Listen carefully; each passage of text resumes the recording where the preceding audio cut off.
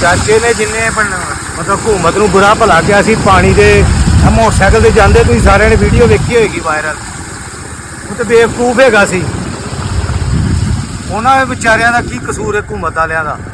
ਇਹ ਤਾਂ ਸਾਡੀ ਜ਼ਿੰਮੇਵਾਰੀ ਹੈ ਨਾ ਕਿ ਆਪਣੇ ਘਰਾਂ ਦੇ ਅੱਗੇ ਪਾਣੀ ਨਾ ਖਲੋਣ ਦੇਈਏ, ਠੀਕ ਹੈ। ਐਵੇਂ ਮਤਲਬ ਬਾਅਦ ਚੋਂ ਆਪਣਾ ਸੌਫਟਵੇਅਰ ਅਪਡੇਟ ਕਰਾਉਂਦੇ ਨੇ। ਤੁਸੀਂ ਕੀ ਸਮਝ ਰਹੇ ਹੋ ਮੈਂ ਪੈਰਿਸ ਵਿੱਚ ਫਿਰ ਰਿਹਾ? ਇਹ ਲਾਹੌਰ ਹੈ ਭਾਜੀ। ਸਾਰੇ ਮੋਟਰਸਾਈਕਲ ਵਾਲਿਆਂ ਦਾ ਹਾਲ ਇਹੀ ਹੁੰਦਾ ਪਿਆ।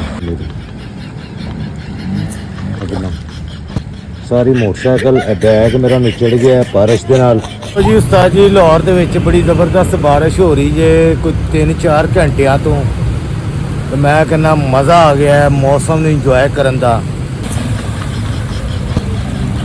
ਤੇ ਮੋਟਰਸਾਈਕਲ ਮੇਰੀ ਬੰਦ ਨਹੀਂ ਹੋਈ, ਮੈਂ ਵੈਸੇ ਹੀ ਮੈਂ ਕਿਹਾ ਬਾਰਿਸ਼ ਨੂੰ ਇੰਜੋਏ ਕਰੀਏ ਜ਼ਰਾ। ਤੇ ਬਾਰਿਸ਼ ਨੂੰ ਇੰਜੋਏ ਕਰਨ ਵਾਸਤੇ ਮੈਂ ਪੈਦਲ ਜਾ ਰਿਹਾ, ਬੰਦ ਨਹੀਂ ਹੋਈ ਮੇਰੇ ਮੋਟਰਸਾਈਕਲ। ਦੇਖ ਲਓ ਪਾਣੀ ਕਿਧਰੇ ਵੀ ਨਹੀਂ ਹੈਗਾ ਤੇ ਬੜਾ ਮਜ਼ਾ ਆ ਰਿਹਾ ਜੀ ਇੰਜੋਏ ਕਰਨ ਦਾ। ਤੇ ਜੋ ਕੁਝ ਤੁਸੀਂ ਸਮਝ ਰਹੇ ਹੋ ਜੇ ਤੇ ਮੈਂ ਇੱਥੇ ਕਵਾਂਗਾ ਉਹ ਮੈਂ ਕਹਿਣਾ ਨਹੀਂ, ਕਿਉਂਕਿ ਮੈਨੂੰ ਪਤਾ ਬਾਅਦ ਚ ਮੇਰਾ ਸੌਫਟਵੇਅਰ ਅਪਡੇਟ ਹੋ ਜਾਣਾ।